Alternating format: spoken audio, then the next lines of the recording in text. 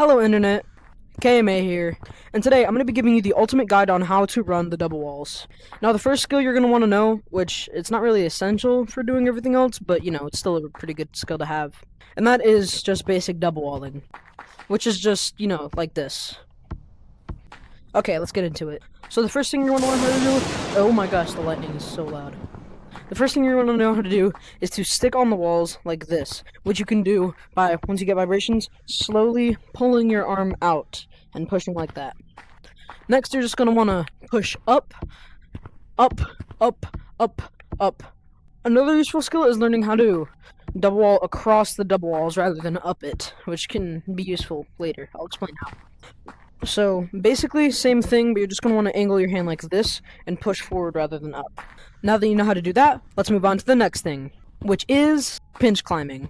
Now, the first thing you want to do is just get used to grabbing the wall like this. And you're going to pull up, and rather than doing these big circles like a lot of people do when you're like pulling up and grabbing back down, you're going to want to do small, not even circles with your arms, just little flicks like this, which helps you go a lot faster with taking up a lot less energy.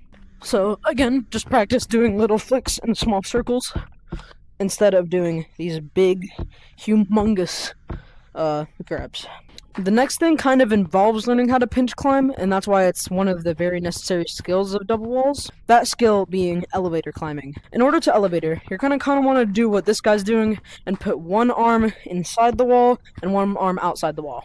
What you're going to do is you're going to practice pinch climbing with one hand in the wall at all times, like this, and the other hand on the outside of the wall. So just like pinch climbing with one hand in the wall. Then, once you're used to doing that, then you can just do it with one hand, and you can do it really fast. Another skill that's like a sub-skill of elevator climbing is learning how to do wraparounds. So once you get to an edge, you're basically just going to want to pull out and kind of to the side where your arm is, but turn your body. So you're going to go like this.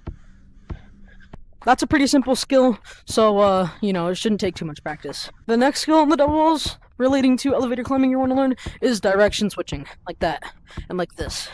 It's very useful, because, like, imagine someone's chasing you down there, you can just break their ankles. So what you're going to want to do is you can just practice down here. Once you get one hand through the wall and you're at the edge, you're going to want to take one hand and put it through the wall so they're both like this, and you can kind of transition into doing this as well, but, like, that's for later.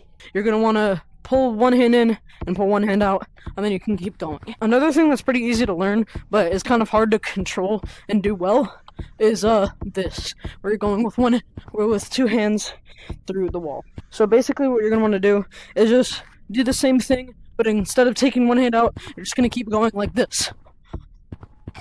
Now that you know how to do stuff on the double walls, you're going to want to learn how to use your environment around the double walls to really cook the hardest. First thing you want to do is learn a route. A personal route of mine is going up here, bringing yourself down, going on this one here, and then like that. Another thing you're going to want to learn how to do when you're doing double walls is juking.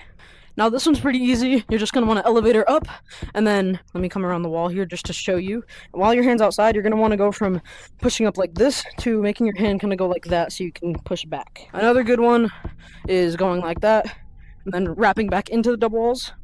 And also, you could just leave the double walls and kind of do some cutbacks, stuff like that. If you're going like this, trying to go up the double walls, you can just go forward, back, and then down. That's a good little ritual to do when you're getting chased. Okay, that's pretty much my entire guide for double walling. I hope this video was helpful because, you know, I want to teach people how to cook on the double walls. But yeah, I hope you can play just like me someday and learn how to cook like that.